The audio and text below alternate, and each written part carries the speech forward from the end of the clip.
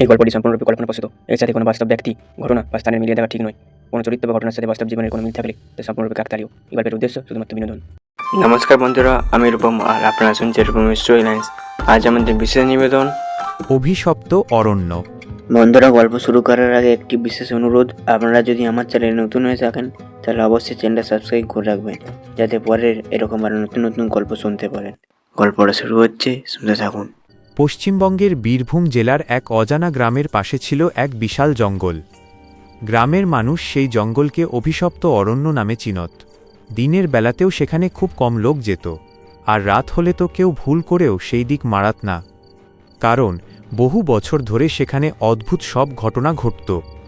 কেউ বলতো রাতে গাছের মাথায় আগুন জ্বলে ওঠে, কেউ বলতো জঙ্গলের ভিতর থেকে কান্নার শব্দ আসে, আবার কেউ দাবি করত তারা সাদা শাড়ি পরা এক মহিলাকে দেখেছে যে গভীর রাতে পথ হারানো মানুষদের ডেকে নিয়ে যায়। গ্রামের প্রবীণ ব্যক্তি রমেশ মণ্ডল বলতেন, ওই জঙ্গলে শুধু পশু নেই, আরও কিছু আছে। কিন্তু গ্রামের নতুন প্রজন্ম এসব কুসংস্কার বলে উড়িয়ে দিত। একদিন কলকাতা থেকে 5 জন বন্ধু সেই গ্রামে এল। তাদের নাম ছিল সঞ্জীব, রাইমা, অমিত, তিতিক্ষা আর কৌশিক। তারা সবাই কলেজে পড়ত এবং রহস্যময় জায়গা ঘুরে ভিডিও বানাত। সঞ্জীব ছিল খুব সাহসী, রাইমা একটু ভীতু হলেও কৌতূহলী ছিল, অমিত সবসময় মজা করত, তিতিক্ষা ভূতের গল্প শুনতে ভালোবাসত, আর কৌশিক ছিল দলের ক্যামেরাম্যান। গ্রামে পৌঁছানোর পর তারা প্রথমেই শুনল অভিশপ্ত অরণ্যরও গল্প। চায়ের দোকানে বসে এক বৃদ্ধ বললেন, বাবারা, রাতের পর ওই জঙ্গলে যেও না। অমিত হেসে বলল, ভূত দেখলে সেলফি তুলব কাকু। বৃদ্ধের মুখ গম্ভীর হয়ে গেল।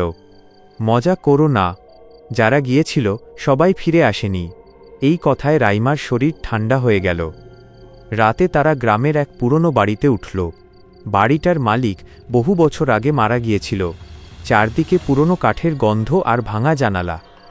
রাত বাড়ার সঙ্গে সঙ্গে পরিবেশ আরও অদ্ভুত হয়ে উঠল। হঠাৎ বাইরে কুকুরগুলো একসঙ্গে চিৎকার শুরু করল। তারপর ঠক ঠক ঠক, কেউ যেন দরজায় ধীরে ধীরে আঘাত করছে। সঞ্জীব দরজা খুলতেই বাইরে কাউকে দেখা গেল না, শুধু দূরে জঙ্গলের দিকে একটা সাদা ছায়া দাঁড়িয়েছিল। রাইমা ভয়ে বলল, ওটা কে? ছায়াটা কয়েক সেকেন্ড স্থির দাঁড়িয়ে থেকে ধীরে ধীরে জঙ্গলের ভিতরে মিলিয়ে গেল। তিতিক্ষা ফিসফিস করে বলল, আমার মনে হয় আমাদের যাওয়া উচিত না। কিন্তু সঞ্জীবের চোখে তখন উত্তেজনা। আজ রাতেই আমরা জঙ্গলে যাব। রাত 12টার সময় তারা 5 জন টর্চ আর ক্যামেরা নিয়ে বেরিয়ে পড়ল। জঙ্গলের কাছে যেতেই ঠান্ডা হাওয়া বইতে শুরু করল। গাছগুলো এত ঘন ছিল যে চাঁদের আলো ভিতরে ঢুকছিল না। কৌশিক ক্যামেরা চালু করল। ভিডিও চলছে। তারা ধীরে ধীরে ভিতরে এগোতে লাগল। হঠাৎ দূরে একটা কান্নার শব্দ শোনা গেল। একজন মহিলার গলা। আমাকে বাঁচাও, রাইমা কেঁপে উঠল। চলো ফিরে যাই প্লিজ। সঞ্জীব বলল, কেউ হয়তো বিপদে পড়েছে। তারা শব্দ অনুসরণ করে এগোতে লাগল। কিছু দূর যাওয়ার পর তারা একটা পুরনো মন্দির দেখতে পেল। মন্দিরের গায়ে অদ্ভুত চিহ্ন আঁকা ছিল। চারদিকে শুকনো ফুল আর ভাঙা মূর্তি পড়েছিল। হঠাৎ কৌশিকের ক্যামেরা নিজে থেকেই বন্ধ হয়ে গেল। আরে, ব্যাটারি তো ফুল চার্জ ছিল। ঠিক তখনই পিছন থেকে কারো হাসির শব্দ এল। একটা মহিলার হাসি, ধীরে, কর্কশ, ভয়ঙ্কর। সবাই একসঙ্গে পিছনে তাকাল। কেউ নেই। হঠাৎ তিতিক্ষা চিৎকার করে উঠল। একটা গাছের ডালে সাদা শাড়ি পরা এক মহিলা বসে আছে। তার লম্বা চুল মুখ ঢেকে রেখেছে, আর তার পা দুটো উল্টো দিকে ঘোরানো। রাইমা কাঁপতে শুরু করল। ওটা মানুষ না। মহিলাটা ধীরে ধীরে মাথা তুলল। তার চোখ পুরো কালো, মুখে অস্বাভাবিক হাসি। পরের মুহূর্তেই সে অদৃশ্য হয়ে গেল। চারদিকে হঠাৎ প্রবল ঝড় শুরু হলো। টর্চের আলো বারবার নিভে যেতে লাগল। তারপর কৌশিক হঠাৎ বলল, অমিত কোথায়? সবাই চারদিকে তাকাল। অমিত নেই। অমিত, কোনো উত্তর নেই। শুধু দূরে কারো ফিসফিসানি শোনা যাচ্ছে। সঞ্জীব মোবাইলের আলো জ্বালিয়ে সামনে এগোল। হঠাৎ দেখা গেল অমিত একটা গাছের সামনে দাঁড়িয়ে আছে।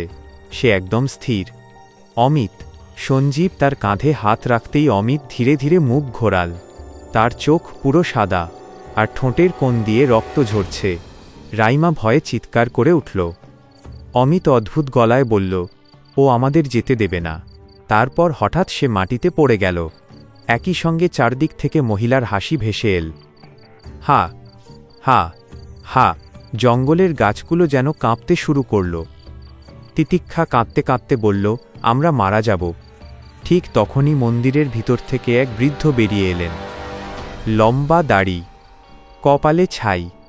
তিনি চিৎকার করে বললেন, দৌড়াও, এখনই এখান থেকে বেরিয়ে যাও।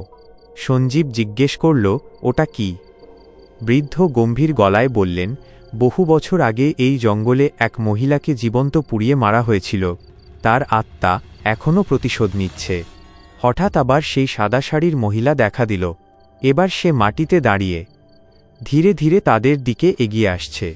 তার পা মাটিতে ছুঁচ্ছিল না। কৌশিক কাঁপা গলায় বলল, ও আমাদের দিকেই আসছে। বৃদ্ধ মন্ত্র পড়তে শুরু করলেন। চারদিকে বাতাস আরও জোরে বইতে লাগল। মহিলাটা হঠাৎ ভয়ঙ্কর চিৎকার করে উঠল। তার মুখ বিকৃত হয়ে গেল। চোখ থেকে কালো রক্ত বেরোতে লাগল।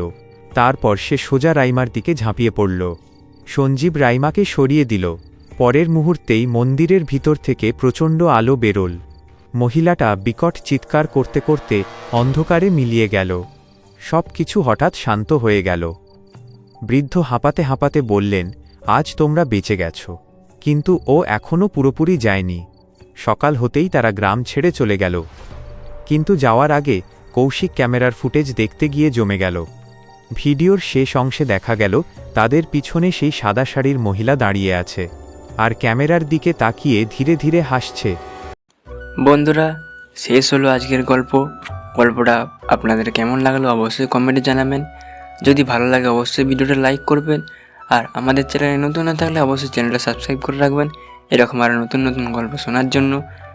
আজকের মতো এখানেই রাখছি। পরের দিন দেখা যাচ্ছে একটা ধামাকাদার নতুন গল্পের সাথে। ততক্ষণের জন্য সবাই সুস্থ থাকবেন, ভালো থাকবেন, আর অবশ্যই রূপমের স্টোরি লাইন শুনতে থাকুন। ধন্যবাদ।